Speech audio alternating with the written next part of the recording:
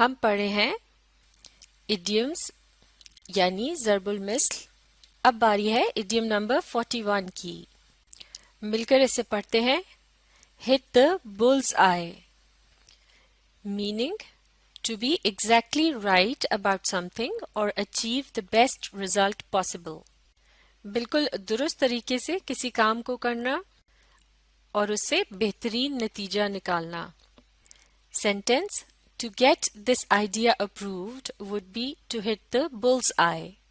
یعنی اس تجویز کو منوا لینا ٹھیک نشانے پر تیر لگانے کے برابر ہوگا، یعنی بڑے ہی کمال کی بات ہوگی.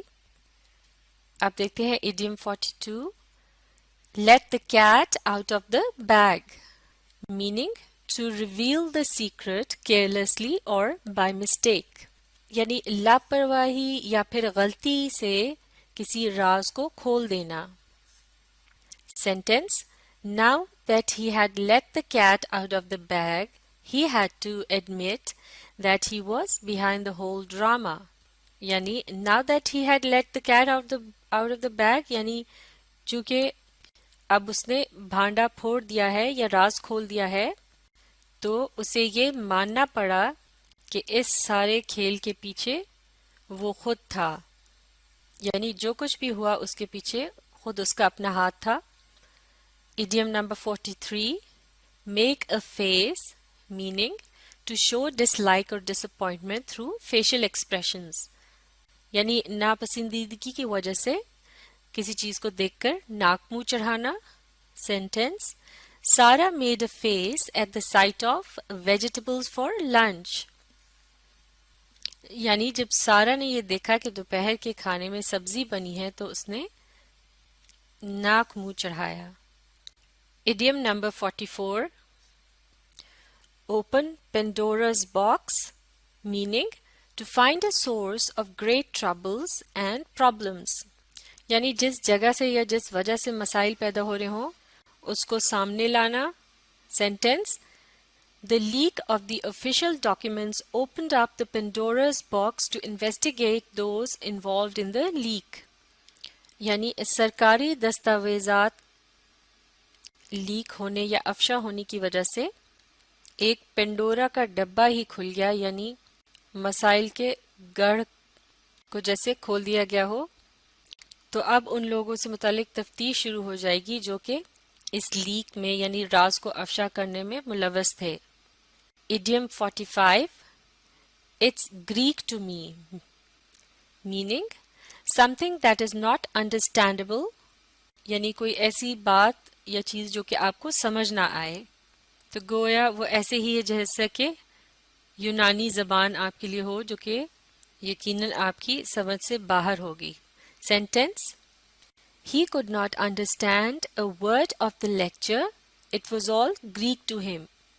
یعنی اسے لیکچر کا ایک بھی لفظ سمجھ نہیں آ رہا تھا، وہ بالکل اس کے لیے ایسا ہی تھا جیسے کہ یونانی زبان، یا پھر وہ سب اس کی سمجھ سے باہر تھا. Idiom number 46. Don't put all your eggs in one basket meaning do not put all your resources in one project.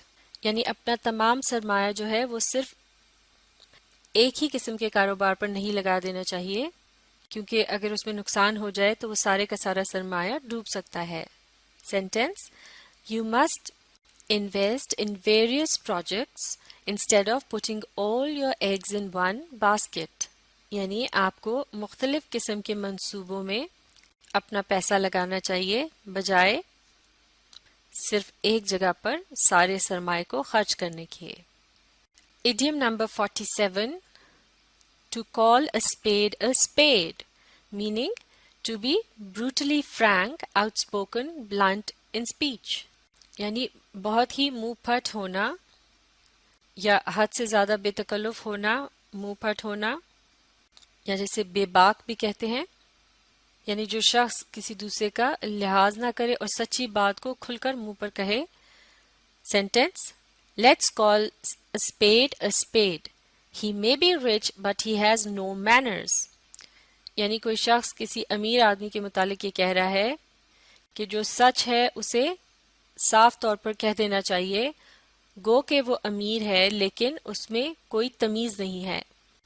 Idiom number 48 to be a good Samaritan, meaning to be kind and compassionate to someone in distress. یعنی کسی کی پریشانی میں اس کے ساتھ رحم دلی اور ہمدردی سے پیش آنا. Sentence Whenever I'm sad, my sister helps me feel happy like a good Samaritan. Cama کے پنکچویشن کے ساتھ اسے ایک مرتبہ پھر پڑھتے ہیں. Whenever I'm sad, my sister helps me feel happy like a good Samaritan. یعنی جب بھی میں اداس ہوتی ہوں تو میری بہن ایک اچھے سمیرٹن کی طرح مجھے خوش ہونے میں میری مدد کرتی ہے. بلکہ اگر یہ جملہ اس طرح سے لکھا جائے Whenever I'm sad, my sister helps me like a good Samaritan. تو تب بھی اس کا مطلب اسی طرح سے ہوگا کہ جب میں اداس ہوتی ہوں تو میری بہن میری مدد کرتی ہے مجھے خوش رکھنے میں. Idiom number 49 to put in a nutshell, meaning to say in a few words or to make something concise. یعنی کم الفاظ میں کسی بات کو کرنا یا اسے مختصر کر کے بیان کرنا. Sentence to put the whole discussion in a nutshell, all we can do to solve the issue is nothing. To put the whole discussion in a nutshell اس سے مراد ہے کہ ساری بات کا خلاصہ یہ ہے کہ مسئلے کو حل کرنے کے لیے ہم کچھ بھی نہیں کر سکتے. Idiom number 50 to move heaven and earth, meaning to exert all efforts. یعنی کسی کام کو کرنے کے لیے پورا زور لگا دینا بھرپور کوشش کرنا. Sentence He moved heaven and earth to ensure that his parents received the best care, just like they had taken care of him when he was a child. He moved heaven and earth اس سے مراد ہے اس نے اپنا پورا زور لگا دیا اس بات کو یقینی بنانے کے لیے کہ اس کے والدین کو بھی وہی آرام و سکون ملے، یعنی ان کا بھی اسی طرح سے خیال رکھا جائے جیسا کہ انہوں نے اس کا خیال رکھا تھا جب وہ چھوٹا تھا یا بچہ تھا. تو یہ تھے 50 امپورٹنٹ ایڈیمز یعنی 50 اہم ایڈیمز. اور آپ نے دیکھا کہ ایڈیمز میں استعمال ہونے والے جو الفاظ ہیں ان کے مقابلے میں ایڈیم کا جو مطلب ہے وہ ان سے خاصا مختلف ہوتا ہے. بلکہ ان میں سے کئی ایک ایڈیمز ایسے بھی ہیں جن سے کوئی نہ کوئی کہانی جڑی ہوئی ہے. مثال کے طور پر گڈ سمارٹن جو ہے اس سے مراد ہے سماریا کا باشندہ، اور اس سے جو کہانی جڑی ہوئی ہے اس کا ذکر بائبل یعنی انجیل میں ملتا ہے. اور وہاں یہ ذکر ملتا ہے کہ دراصل جب ایک وکیل نے یا لائر نے حضرت عیسیٰ علیہ السلام سے یہ سوال کیا کہ میرا ہمسایہ کون ہے یا مجھے کس سے محبت رکھنی چاہیے، تو اس کے جواب میں حضرت عیسیٰ علیہ السلام نے اسے ایک چھوٹی سی کہانی سنائی کہ جس میں ایک شخص کا ذکر تھا جس کو اس کے سفر کے دوران کچھ ڈاکوؤں نے لوٹ لیا اور اس سے سب کچھ چھین لیا. اور یہ شخص جو تھا یہ دراصل ایک جو تھا یعنی یہودی تھا.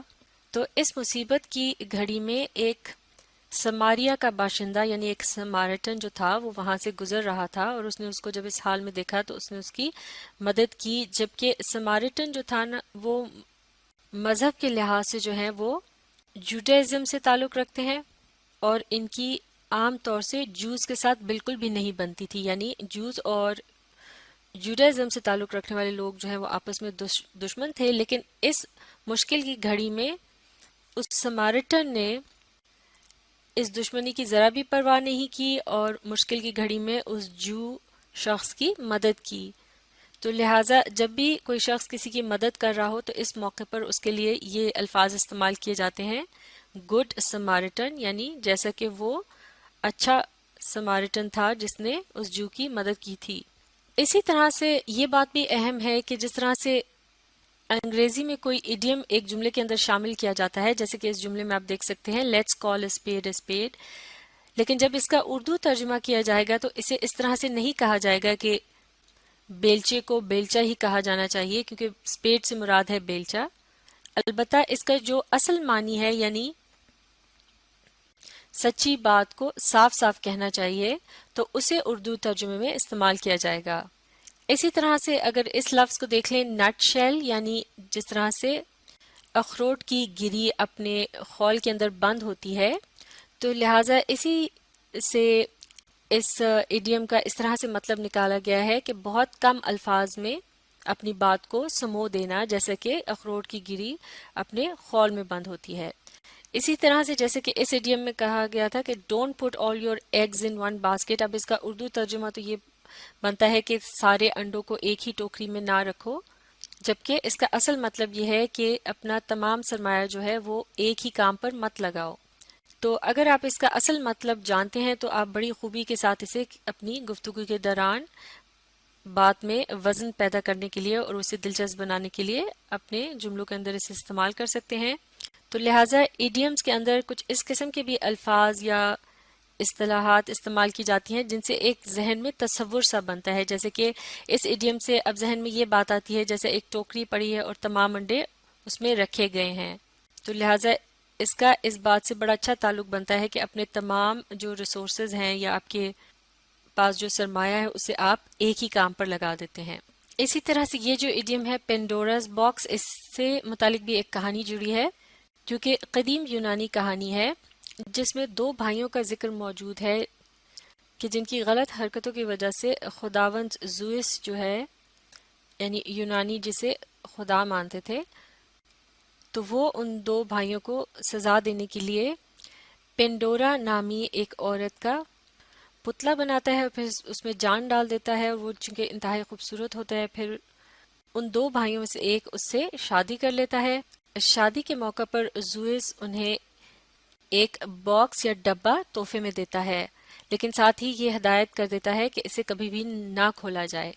لیکن پینڈورا سے صبر نہیں ہوتا اور ایک دن اکیلے میں وہ اس ڈبے کو کھول دیتی ہے، یہ سمجھتے ہوئے کہ شاید اس میں سے کچھ ہیرے جواہرات یا لباس یا کچھ تحفے تحائف نکلے، لیکن اس میں سے چھوٹے چھوٹے پتنگوں کی صورت میں صرف دکھ، درد، تکالیف اور غربت جیسی چیزیں نکلتی ہیں جو اسے ڈنگنا شروع کر دیتی ہیں، تو وہ ڈبے کو بند کر دیتی ہے، اور پھر جب اس کا شوہر آتا ہے اور اسے روتا ہوا دیکھتا ہے، اور اس وقت انہیں ڈبے میں سے آواز آ رہی ہوتی ہے کہ اسے کھولا جائے اور کوئی یہ کہہ رہا ہوتا ہے کہ مجھے بھی باہر نکالو، تو بالآخر وہ ڈبے کو ایک مرتبہ پھر کھول دیتے ہیں، اور اب کی بار اس میں صرف باقی جو پیچھے بچا ہوتا ہے وہ ہوتی ہے ہوپ، یعنی امید، جو کہ پھر پینڈورا کے ان زخموں کو ٹھیک کر دیتی ہے جہاں اسے پتنگوں نے ڈنگ لگائے ہوتے ہیں۔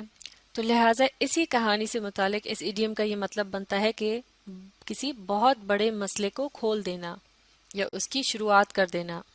تو لہٰذا اسی طرح سے اگر آپ کسی بھی ایڈیم سے جڑی جو اصل حقیقت ہے اس کے پیچھے یا کہانی ہے یا جس بھی چیز کی طرف وہ اشارہ کرتا ہے اس کے متعلق جاننا چاہتے ہیں تو آپ انٹرنیٹ پر سرچ کر سکتے ہیں، تو اس طرح آپ کی معلومات میں بھی اضافہ ہوگا۔ تو اب آپ اس ویڈیو سے مستفید ہونے کے لیے اسے ری پلے کیجیے اور اس کے ساتھ ساتھ پڑھنے، سمجھنے اور لکھ کر پریکٹس کرنے کی کوشش جاری رکھیے۔